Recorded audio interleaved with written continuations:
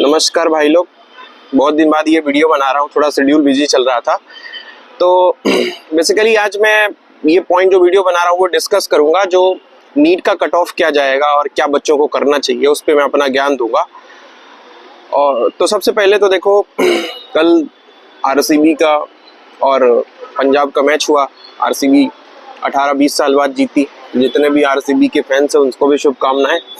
और 17-18 साल का जो सूखा पड़ा हुआ था है ना, आरसीबी वालों को लोग ट्रोल कर रहे थे, उससे बचने को मौका मिला इन भाई लोगों को जो सपोर्टर्स थे। 18 साल तक सपोर्ट किया उन सभी को,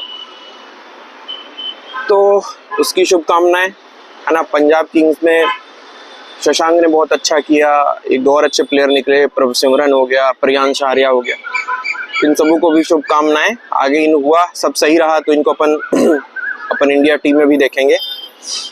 तो देखो, ये तो आईपीएल का हुआ, भी क्रेज चल ही रहा है भाई, सेलिब्रेशन चलेगा ही है ना। वो छोड़ो, अपन काम की बात करते हैं। तो देखो भाई, बात ऐसी है, जो हर जगह का तुमने देख लिया एनालिसिस की क्या किसका है क्या कैसा है। मेरा जो है मैं जो बता रहा हूँ, मैंने जो देखा है वो मैं बता रहा हूँ। मेरे से बड़े बड़े टीचर हैं, इंस्टीट्यूट ने रिलीज किया है कि उनका क्या हिसाब है, कितना कट ऑफ जाएगा। पर मेरी बातें समझो जो मैं कि बड़ी मेरा पॉइंट सीधे सीधे बात करूंगा। देखो, जो जनरल वाले, जो मेरा जो एनालिसिस है उस हिसाब से जनरल के लिए कट ऑफ जाएगा 500 to 520 के आसपास। जो ओबीसी वाले हैं उनके लिए समझ सकते हो 470-480 के आसपास आपको कॉलेज मिल सकता है। 10-20 नंबर आगे पीछे कर लेना। जो एससी वाले हैं उनके लिए आप 370-80 के आसपास, 360-370 हो सकता है। और जो एसटी कैटेगरी के हैं अप्रॉक्स 300 के आसपास उनको कॉलेज मिल जाएगा। 10-20 नंबर आगे पीछे कर करके चलना। अब बात ये आती है कि भाई कुछ ऐसे बच्चे होंगे जिन बच्चों ने मेहनत करी है, नहीं आया स्कोर, फिजिक्स की वजह से, फिजिक्स ने डिसअपॉइंट किया उनको। तो अब कुछ सोच रहे होंगे जो 12th में थे कि रिपीट करें कि क्या करें। तो देखो, इस बात को समझो बेटा, जिसके भी नंबर, अच्छे से सुनना इस बात को, जिसके भी नंबर इस नीट में 250 से 300 के आसपास है, तो 300 के आसपास जिसके नंबर हैं वो रिपीट कर सकता है। और उसको रिपीट करने के लिए ना मैं 2-3 कंडीशंस दूंगा कि अगर वो रिपीट करना चाहता, अपना टाइम नहीं बर्बाद करना चाहता, तो उनके लिए क्या करना है। तो देखो, सबसे पहले ना अपने फिजिक्स, केमिस्ट्री और बायोलॉजी जो सब्जेक्ट है उसके जितने भी चैप्टर्स हैं सभी चैप्टर को सामने रख लो। फिर पर्टिकुलरली फिजिक्स केमिस्ट्री के जितने भी चैप्टर्स हैं उनको तुम टिक करो, जितने भी सभी हर चैप्टर पे जाओ।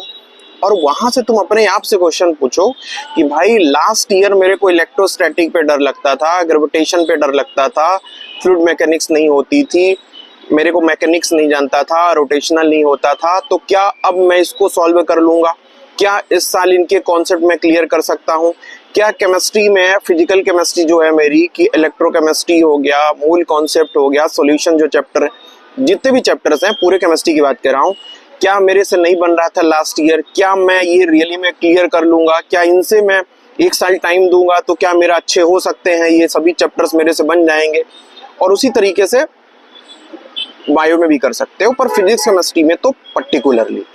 तो अगर तुमको, तुम्हारे अच्छे से सुनना कि भाई, अगर तुम्हारे 250 से 300 का स्कोर हो और तुम्हारी आत्मा ये बोले कि भाई इस साल ये कमी नहीं पूरा कर पाया, मैं फिजिक्स केमिस्ट्री नहीं सॉल्व कर पाया, अगले सॉल्व कर लूंगा, अगर तुम्हारी आत्मा ये बोले, अपने से किसी दूसरे के कहने से नहीं, भौकाल बनाने के लिए नहीं रिपीट करना है कि सब रिपीट कर रहा है, भाई रिपीट कर रहा है, चाचा का लड़का रिपीट कर रहा है तो मैं भी रिपीट करूंगा। भाई तुम्हारी आत्मा की आवाज है। अगर तुम्हारी आत्मा इतना सब कैलकुलेशन के बाद तुमको अलाउ करती है तो फिर तुम 1 साल तैयारी करो। और तैयारी करो तो ये दिमाग लगा के चलो कि भाई मेरे को 1 साल बर्बाद नहीं करना, टाइम पास नहीं करना। मैंने ऐसे बच्चों को देखे हैं कि फर्स्ट ईयर 300 आया, रिपीट किया तो 150 नंबर आ रहा है। तो भाई ये नहीं करना है, ये टाइम तो जाएगा ही, नेक्स्ट ईयर और ज्यादा डिप्रेशन होगा तुमको। तो ये काम अगर तुमको रिपीट करना है तो भाई ये काम तुमको करना पड़ेगा जो मैंने तुमको बताया। और दूसरी बड़ी बात, रिपीटर बैच के बच्चों के लिए कहूंगा भाई, 11th वाले बच्चे तो बेचारे नए नए आते हैं, उनको कुछ पता नहीं होता है, उनको जो भी टीचर लिखाएगा, क्या लिखाएगा सब पढ़ लेंगे। 12th के जो बच्चे हैं भाई, तुम लोग तो अभी नोट्स लिखो मस्त, 1 नंबर, क्या फर्क पड़ता है? आप तो 2-4 साल और दोगे अभी जा करके। मेरे को सबसे ज्यादा पॉइंट आउट करना है, जो मेरे को चीजें बतानी है वो रिपीटर बैच के बच्चों को, क्योंकि बेचारे ये अपना टाइम नहीं बर्बाद करें। तो भाई तुमको पता चल गया है ना, कि अपन को किस टीचर को फॉलो करना है और कैसे टीचर अपने को चाहिए, है ना। जब कोई टीचर आता है ना, उसकी औकात क्या है वो पता है कब समझ में आती है, जब 1 साल हो जाता है। जब नीट का एग्जाम होता है ना, मुंह से बोलने से तो बहुत भौकाल वाले टीचर बैठे हैं, पर उसकी औकात टीचर की तब समझ में आती है जब 1 साल बाद को जब बेटा क्वेश्चन करने जाए ना, जब नीट के क्वेश्चन अटेम्प्ट करेगा, क्लास नीट का पेपर सॉल्व करेगा, तब जाके समझ में आती है कि उस टीचर की औकात क्या है। तो पर्टिकुलरली जो रिपीटर्स बैच के बच्चे हैं, तो बेटा छपरी टीचरों को नहीं प्रेफर करना, है ना, छपरी टीचर्स को नहीं प्रेफर करना। अपने को अपना टाइम नहीं बर्बाद करना है, बाकी को जाने दो, नोट्स बना दे दो, रियलिटी तो आपको पता है कि क्या होता है। तो आप ऐसे टीचर को फॉलो करो जो एनसीईआरटी आपका कवर कराए पॉइंट टू पॉइंट। आपको ऑनलाइन भी मिल जाएगा या कहीं से सब्सक्रिप्शन ले लो, जो भी रहा है, या कहीं ज्वाइन कर रहे हो कि कोई इंस्टीट्यूट ज्वाइन कर रहे हो, तो एनसीईआरटी कवर कराए। और जब वो पढ़ा ले, अपने को नोट्स जनरेशन 10 पुस्तक तक नहीं बांटना है जो 12th और 11th वाले करते हैं कि नोट्स बना करके 10 जनरेशन। कोई भी टीचर आगे पढ़ा जाए फर्क नहीं पड़ेगा भाई, नोट्स लिखानी चाहिए, मेरी आत्मा को तृप्ति मिलनी चाहिए। भले मैं नीट नहीं करूं, फिर जाके बाप का गले पकड़ लूंगा और बीएचएमएस करूंगा 40-50 लाख रुपए दे करके, पर रिपीटर बैच में नहीं करना भाई, है ना। अगर बीए एटलीस्ट तुम नीट का एग्जाम देने के बाद तुमको एमबीबीएस ना भी मिला तो तुम एटलीस्ट बीएमएस करना गवर्नमेंट कॉलेज से, है ना। तो अपन को टाइम नहीं बर्बाद करना है, तो अपने को छपरी टीचर्स को नहीं प्रेफर करना है। एक्सपीरियंस टीचर, वो तुमको कॉन्सेप्ट समझा देगा, एनसीईआरटी रटवा देगा, पॉइंट पॉइंट लिखा देगा, बात खत्म, तुमको कहानी नहीं लिखाएगी 10 जन्म की। तो ये चीज करना है।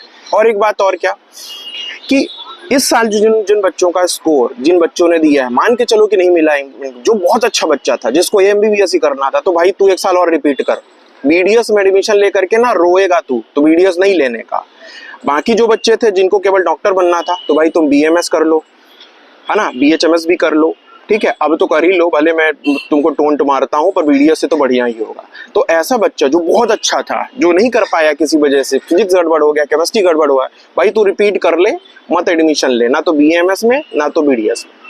हाँ, वो बच्चा जिसको डॉक्टर बनना ही था, फर्क नहीं पड़ता कि एमबीबीएस की कुछ तो बीडीएस में, पर बीडीएस तो भाई करना, भाई बीएमएस कर लो तुम, ठीक है। और जो बच्चे हैं, मैं तो खुद ही कहता हूँ यार, जो अगर अपनी आत्मा से क्वेश्चन उतने पूछना, जब उतनी क्लियर हो जाएगा तभी रिपीट करना। अगर आत्मा नहीं कह रही है, अलाउ नहीं कर रहा है, तो तुम बीएचएमएस ही ले लो, पैसे दे करके निकल जाओ, एडमिशन ले लो। क्योंकि एक बात समझो, भले 400, 450, 500 कट ऑफ जाएगा जनरल का, कंपटीशन तो हर साल ही बढ़ रहा है ना।